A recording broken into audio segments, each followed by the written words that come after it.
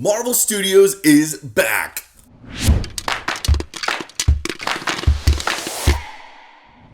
What's up, Popcorn Squad? This week, Marvel Studios is coming back in full force with their brand new show, Wandavision, premiering on Disney+. And if you're anything like me, you're probably wondering, what do I need to know before watching Wandavision? The Marvel Cinematic Universe is a massive, interconnected story that currently spans over 23 movies and 12 relatively unimportant TV shows. Hey guys. Whenever a new movie or show comes out, it could be daunting to think that you would have to revisit all of the MCU's past content in order to be up to speed on things before enjoying the new chapter. Well, fret not, friends. I am here to give you a quick summary on the characters and stories that lead up to WandaVision. Full disclosure, I have not seen WandaVision, so the info I'm giving you is solely based on speculation from the trailers and posters that I've so carefully analyzed. Without further ado, let's dive right in. So it all begins a long time ago. Before creation itself, there were 6 singularities. Now, these 6 singularities, known as Infinity Stones, carry different forms of concentrated power and were spread across the universe. We first see one of these stones in 1943 during a Hydra invasion that Steve Rogers, aka Captain America, stopped with the help of his BFF Bucky. Bucky? Who the hell is Bucky?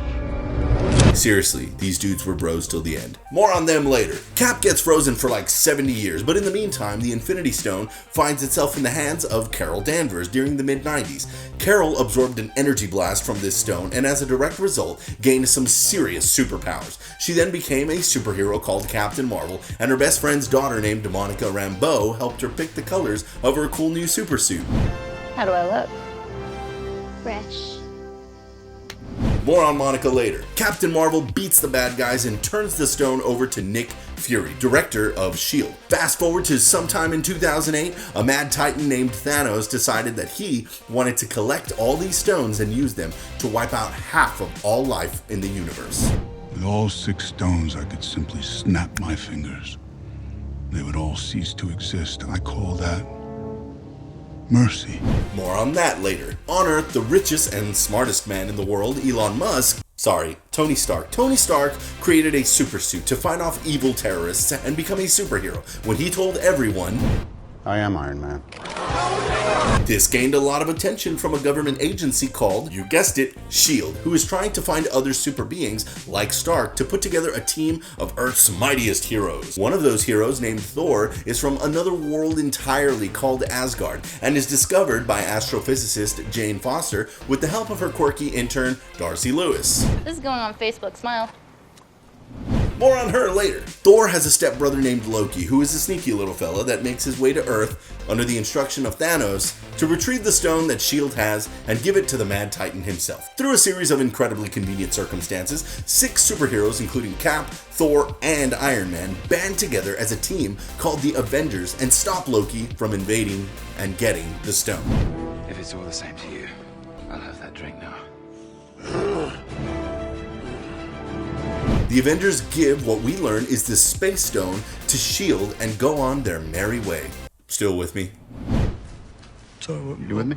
it was, yeah. We were at You actively napping? So some stuff happens, like we meet the Guardians of the Galaxy, who incidentally saved the galaxy from Thanos getting another stone, the Power Stone. Thor saves Asgard from some elves who were trying to get the Reality Stone, and S.H.I.E.L.D. turns out to be Hydra, a Nazi group who wanted to take over the world since, like, the 40s? Hail Hydra. Cap takes down most of Hydra, and the Avengers finally regroup and together recover Loki's scepter, which is also another Infinity Stone called the Mind Stone. From the remaining forces of Hydra, mind you. While Hydra had the stone, they used it to create 2 super beings, Wanda, our Scarlet Witch, and her brother Pietro Maximoff. You didn't see that coming? The Avengers beat Hydra, and Stark uses the Mind Stone to create Ultron, a robot that basically wants to kill the Avengers and take over the world, blah blah blah blah blah. Ultron creates himself a body out of the strongest metal on Earth and the Mind Stone, but fails to upload his consciousness into it. Stark beats him to it and uploads Jarvis, his AI servant, into the body and creates a being that Thor names Vision because I've had a vision. A whirlpool that sucks in all hope of life, and at its center is that. Yeah, that. Point is, the Avengers beat Ultron with the help of Wanda and Vision during a crazy battle that basically kills her brother Pietro. You didn't see that coming. The Avengers disband, and Cap creates a new team of Avengers with both Wanda and Vision on the new roster. So at this point, Vision is essentially being given life by this stone that rests on his forehead. Do you know, I don't know what this is. Not really.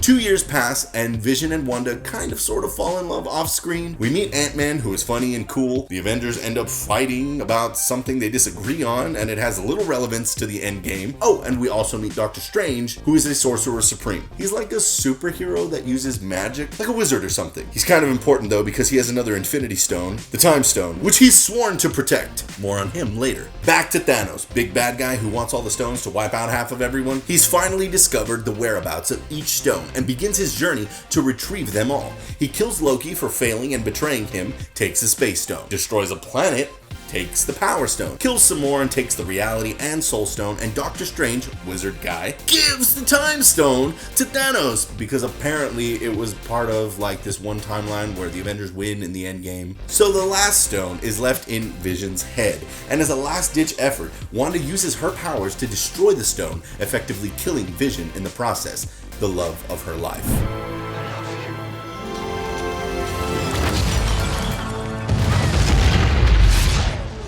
Thanos, like the awful person that he is, uses the Time Stone that Doctor Strange gave him to reverse time and bring Vision back to life. He then takes the stone out of Vision's body and kills him, all while Wanda watches and is unable to do anything to stop it. Thanos then snaps his fingers using all 6 stones and successfully wipes out half of all life in the entire universe at random. One of those randomized lives that gets taken, you guessed it, is Wanda.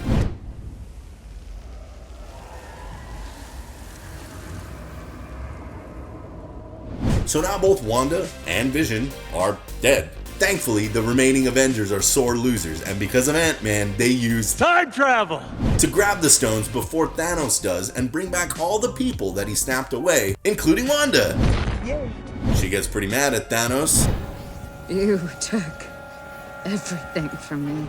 And she beats him up, all the while Iron Man sacrifices himself to finally destroy Thanos and his army for good. However, even in the Avengers' success, they still cannot bring back Vision. Which brings us to the show at hand, Wandavision! You see, the timeline of the show takes place after the events of Endgame, which would mean that Vision is technically still dead. However, in the show, Wanda and Vision are both alive and seem to be trapped, happily might I add, inside of a world where their life is a sitcom. From my understanding, there's something much darker behind it all. The show features an older Monica Rambeau, who seems to also be trapped inside of whatever sitcom world Wanda and Vision are in. Darcy Lewis is also featured in the trailer, but seems to be in sequences that are in the real world, as opposed to the sitcom nightmare, whatever you want to call it. Another familiar face is Jimmy Woo, the parole officer of Ant-Man during his time on house arrest after the events of Civil War. He seems to be in scenes that take place outside of the sitcom world as well, so I've heard some juicy rumors that some other MCU faves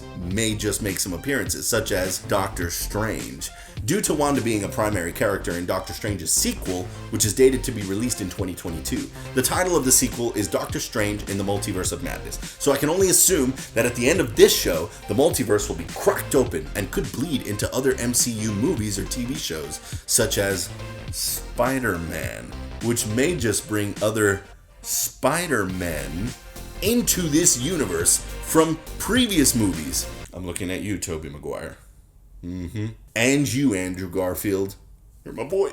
And there you have it. You're all caught up. Make sure to catch WandaVision's 2-episode premiere on Disney Plus this Friday. And make sure you tune in the next Tuesday to our channel, The Popcorn Squad, to check out our reactions to both episodes. What part of the show are you most excited about? Let us know in the comments below. Don't forget to hit that like button and subscribe.